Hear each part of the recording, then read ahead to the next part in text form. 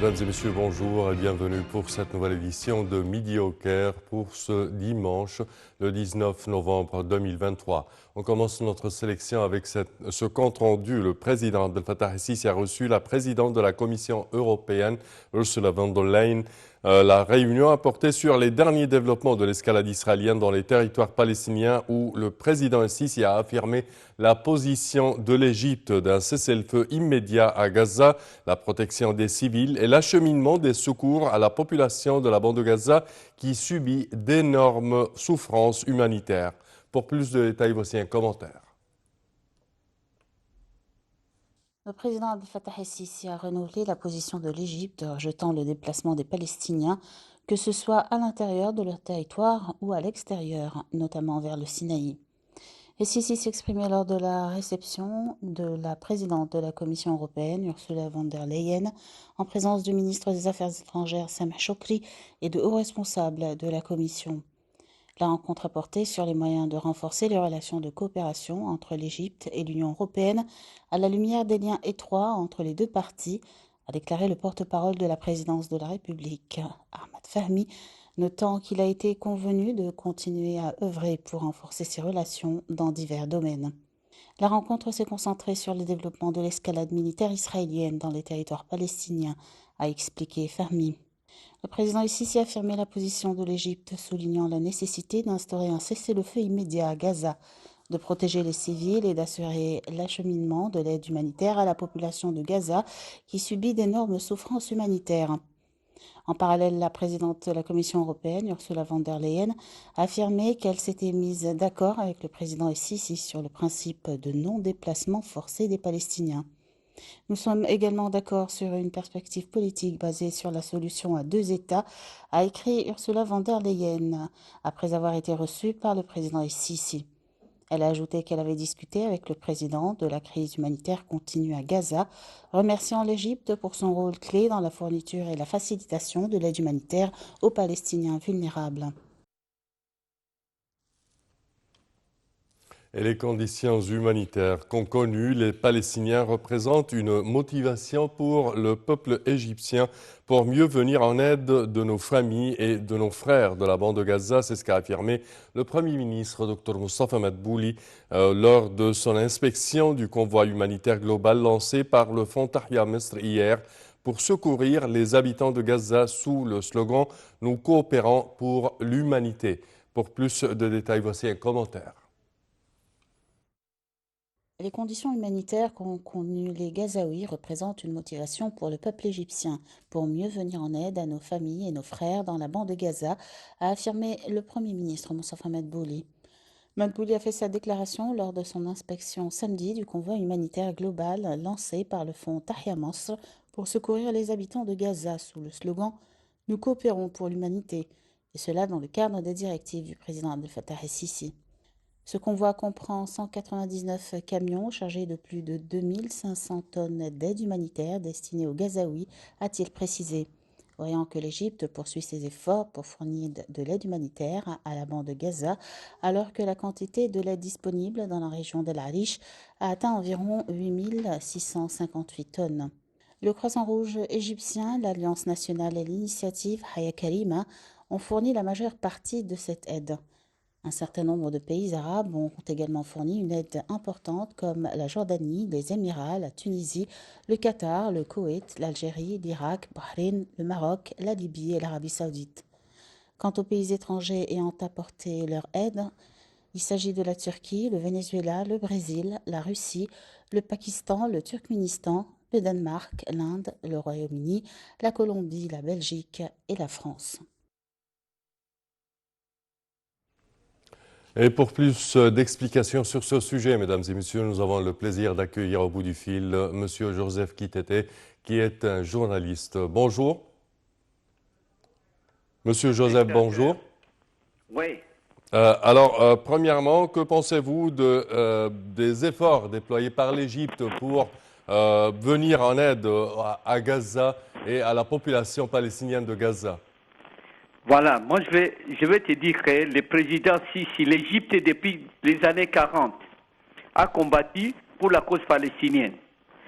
ce que nous venons de recevoir aujourd'hui, pour ne pas prendre votre temps, le président Sisi vient de recevoir les délégations de l'Union européenne. C'est très encourageant.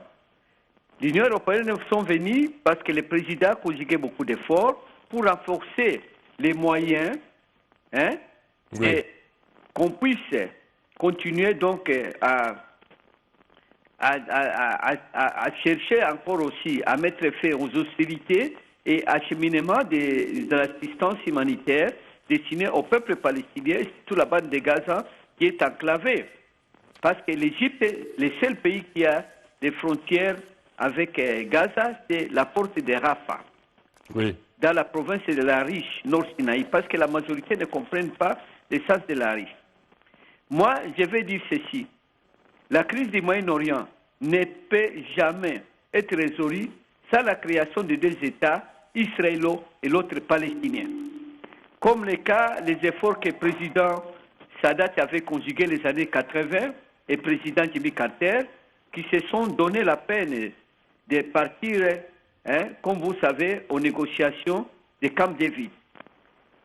Nous devons, l'Union européenne, la Ligue arabe, les États-Unis d'Amérique, doivent se donner la peine de s'impliquer pour trouver la solution à ces problèmes. S'ils ne s'impliquent pas et puis ne pas soutenir l'un au détriment de l'autre, on ne peut pas dire aujourd'hui que les Palestiniens, les Juifs ont besoin de se défendre. Ok. Et les Palestiniens n'ont pas besoin aussi de libérer leurs terres parce que c'est ça qui sont sous l'occupation d'Israël. Parce que la génération actuelle, depuis les années 60, la guerre de 67, la majorité de nos jeunesses, de la communauté internationale, ne savent pas qu'Israël avait attaqué les États qui sont à côté. Donc, il y a la Syrie, il y a l'Égypte, le Liban et la Palestine, dont il a occupé des territoires. Oui. Depuis ce moment-là, il y a eu les accords de Camp David qui a pu déboucher à une solution. Mais le peuple palestinien a resté toujours en suspens. Donc, la communauté internationale doit s'impliquer. Je viens de rappeler les États-Unis d'Amérique, les Européens, la Ligue arabe, en plus, doivent s'impliquer. Avec quoi? Avec la participation des Syriens et des Libanais et les deux fils d'Abraham, Israël et Palestinien. Sans vraiment s'engager d'une manière qu'il faut pour trouver une solution globale, il faut en tout cas que tout ce monde-là se mette sur la table de négociation. C'est ce que moi, j'ai pu, comment dirais-je, passer en revue pendant longtemps en train d'analyser comment ce problème ne peut pas être résolu. Pourquoi le problème palestinien ne peut pas être résolu? C'est parce qu'il y a une division. Les pays arabes de l'autre, les Européens des autres, chacun tire de ses côtés les fils. Voilà ce que j'ai comme opinion à adresser aux téléspectateurs, aux auditeurs qui nous suivent. Parfait. Monsieur Joseph Kitete, nous tenons à vous remercier de vos explications. Merci à vous. Je répète que vous êtes journaliste. Et nous poursuivons, chers téléspectateurs, avec cette information, la 27e édition de l'exposition et conférence internationale de technologie au Moyen-Orient et en Afrique, Cairo ICT 23, débute au Caire. Cette session se tient du 22 novembre jusqu'au 22 novembre avec le soutien et la participation de plusieurs ministères et représentants gouvernementaux de haut niveau. L'édition de cette année de l'exposition et de la conférence verra la participation des ministères de l'Éducation, de la Santé, de l'Enseignement supérieur, de la Justice et des Communications et Technologies de l'Information. C'est ce qu'a indiqué le PDG de la société organisatrice de la conférence, M. Oussama Kamal, cite le MENA.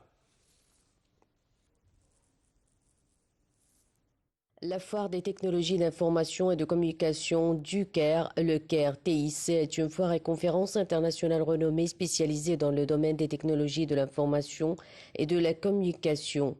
Elle se tient annuellement au Centre d'exposition international au Caire. La foire est organisée du 19 au 22 novembre par Trade Fairs International, une entreprise spécialisée dans l'organisation de salons et d'expositions. Le TIC du Caire sert de point de rencontre aussi bien pour les amateurs que pour les professionnels du secteur informatique, présentant une large gamme de thèmes et d'innovations. Les thèmes principaux de la foire englobent la technologie de télécommunication à des fins professionnelles et privées, les technologies de l'information, y compris les logiciels, le matériel et les réseaux, la technologie satellite pour les secteurs des télécommunications et des médias, ainsi que l'intelligence artificielle. La foire a un lien particulier avec la ville du Caire et le pays d'Égypte en agissant comme une plateforme qui rassemble des entreprises nationales et internationales, des start-ups et des professionnels, renforçant ainsi la position de l'Égypte en tant que site technologique. Parmi les temps forts de la foire TIC du Caire, outre la présentation des dernières technologies et solutions, figurent divers concours et remises de prix qui encouragent l'innovation et l'excellence dans le secteur. Les exposants proviennent de divers secteurs tels que les télécommunications, l'informatique, les médias et l'intelligence artificielle. Les principaux visiteurs de la foire sont des professionnels, des décideurs et des personnes intéressées provenant des secteurs mentionnés. Ainsi, la foire offre une excellente opportunité pour le réseautage et l'échange d'expériences. En conclusion, il convient de souligner que le lieu de la foire, le centre des conférences internationales du Caire avec son infrastructure moderne et sa situation dans la métropole vibrante du Caire, constitue une plateforme idéale pour un tel événement international.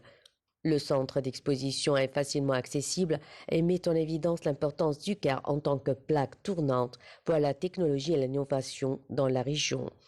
La foire TIC du Caire se déroule en 4 jours de dimanche 19 novembre à mercredi 22 novembre 2023 au Caire. Et le Premier ministre, Dr Moustapha Madbouli, a entamé une tournée d'inspection dans les villes de l'Aubour et du Di Ramadan, où il a inauguré et inspecté plusieurs usines.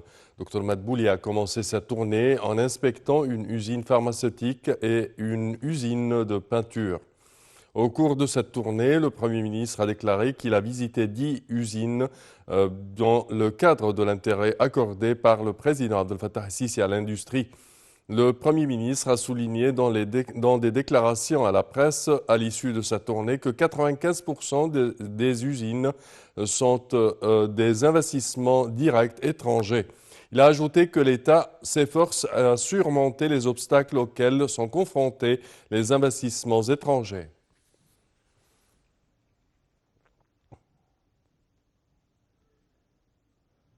Et ceci conclut, chers téléspectateurs, notre édition d'aujourd'hui de Midi au Caire. Je tiens à vous remercier de votre attention et je vous donne demain rendez-vous avec une nouvelle édition. Au revoir.